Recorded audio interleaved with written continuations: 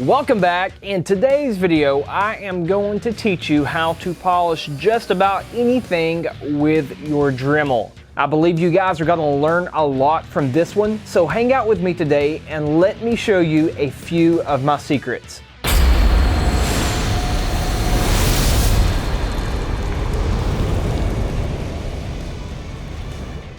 So you may be asking yourself, why do I need to learn how to polish with my Dremel? Well, I will tell you this, it's a very valuable skill to know how to do. After I learned what I'm about to teach you guys, I've been using it ever since on all kinds of projects. And you know, metal is not the only thing that you can polish. People polish fiberglass, they polish plastic, and other things like that.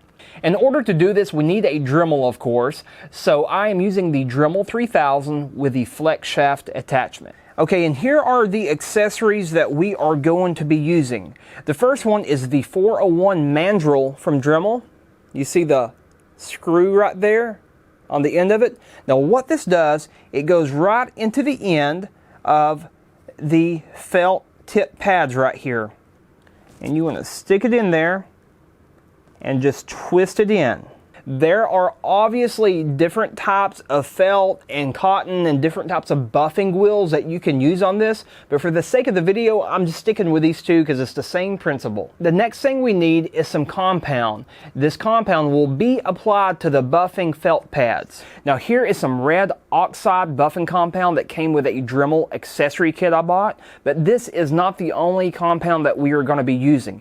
Here is some fine green compound, and by the way, these are also called Jeweler's Rouge, and you can get different grits, and basically what this stuff is like a slimy, it's like a liquid sandpaper, there we go, it's like liquid sandpaper, and these are made to achieve those fine polished results that you cannot achieve with regular sandpaper alone. Another compound we will be using is the Flitz metal polish. This stuff right here is pretty popular. And I will tell you, there is a big debate online, which is better, the Flitz or the green compound. Well, I'm gonna test them both from what we have right here. Okay, listen to me now. Before we start, we need to take the appropriate safety measures. Get you some fog-proof safety glasses. Fog-proof, true story. One time, I had this little felt pad right here. I was running at a high rate of speed, more than I should have. This flew off and hit me right underneath the eye, and I didn't even have my glasses. It didn't feel too good. So guys, please wear your glasses. The second thing we need is a dust mask, because we have some fine particles that's going to be released in the air, and even though you really don't feel it, that stuff does get in your lungs. You don't want that. So this fits nice and snug and goes around your ears. And this little band right here, you just press around your nose. It's comfortable. I love this. I like it better than the other traditional dust mask. We're going to take this mandrel right here and screw right into the end of here. Make sure that's on nice and tight. The next thing we're going to do is take our Dremel flex shaft right here. If you don't have a flex shaft, that's all right. This is just what I am choosing to use. We're going to put it right in the end of there and lock it down. I will be using a vise for this demonstration. I'm going to put my Dremel flex shaft right in there. I'm going to turn this right here until it gets tight. And here comes the fun part. We're going to polish some of these coins right here so I can demonstrate to you, okay? And what I'm going to do here is take a piece of painter's tape and cover up half with it, okay? Since this will be getting a little warm, I will be using some gloves right here. Okay, we're going to turn this on and apply the red oxide compound. Now please listen to me. We do not need to run this at full speed. It needs to be very low. Most people I see recommend running theirs around, I'd say 5,000 RPM. So I'm going to turn it on here. And what we're going to do, we're going to stick this here and watch how it colors up. See that? So I add a little bit more. I don't want to just overload it, but I want it to be pretty decent. Okay. Okay, now we're going to take our coin right here and start buffing.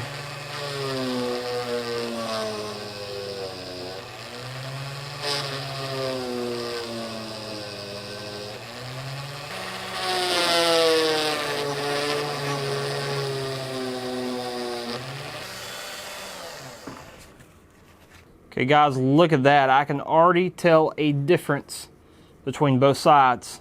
Okay guys, we're going to take this a step further. I'm going to put some green compound on here. Now if this was really scratched up, I would have been taking some sandpaper to it as well. Okay, now I'm going to share a secret with you guys that not a lot of people know about. Listen to what I'm saying here. I am going to clean this felt pad. I'm going to take my Leatherman right here, my multi-tool, and you see the little sawtooth blade. Now we're going to turn this on, and I'm going to lightly just put the blades right here, and this is going to clean our felt pad, okay? Be very, very careful when you do this. I'm going to turn it on low. Now watch this.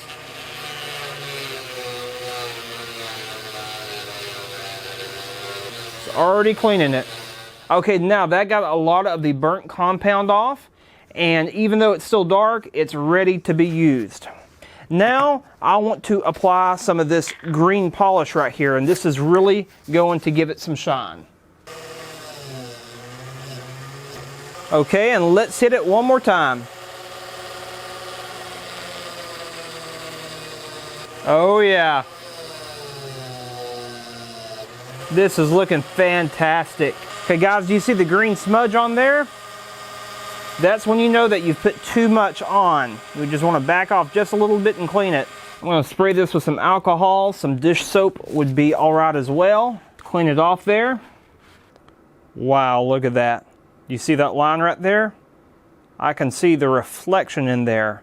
That's near a perfect mirror polish. I could have spent some more time on that and made it a little bit better. But wow. Okay, now we are going to be using the bigger felt pad just because. I'm going to use the Flitz polish to see how well this does. And we're going to do this penny right here from 1973. And we're going to do the head side. The way I'm going to do this is dab some on the paper towel right here.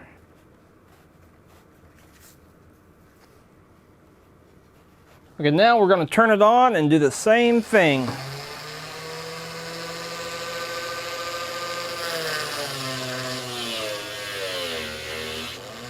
Wow.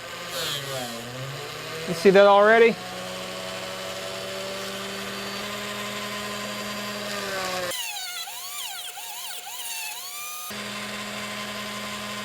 Wow, I'm loving this.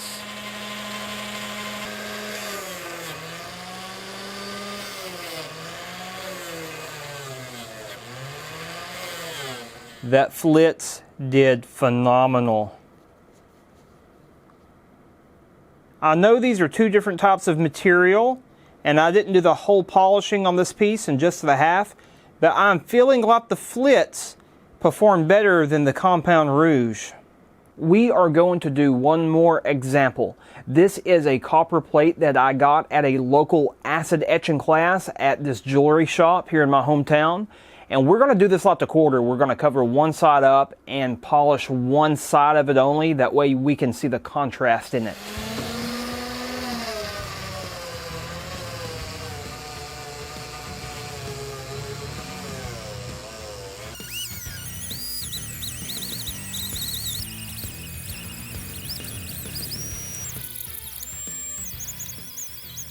Wow, I can see my reflection right there. Let's take it off.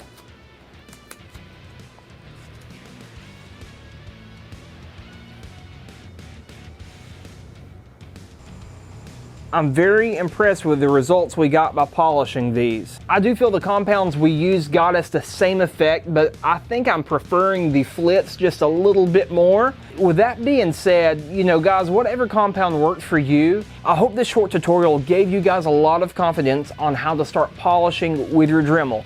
Now obviously, depending on the project that you're working on, we might have used sandpaper and took it up in grits and used various different types of rouge to, to bump up our shine. But that's a different video for a different day. Well guys, leave me a comment below and let me know if you learned something today. I appreciate you watching, and be sure to subscribe and hit the bell notification under the video here. That way you will be notified for my next upload. And also hit that like button. That helps this channel out tremendously. You guys take care.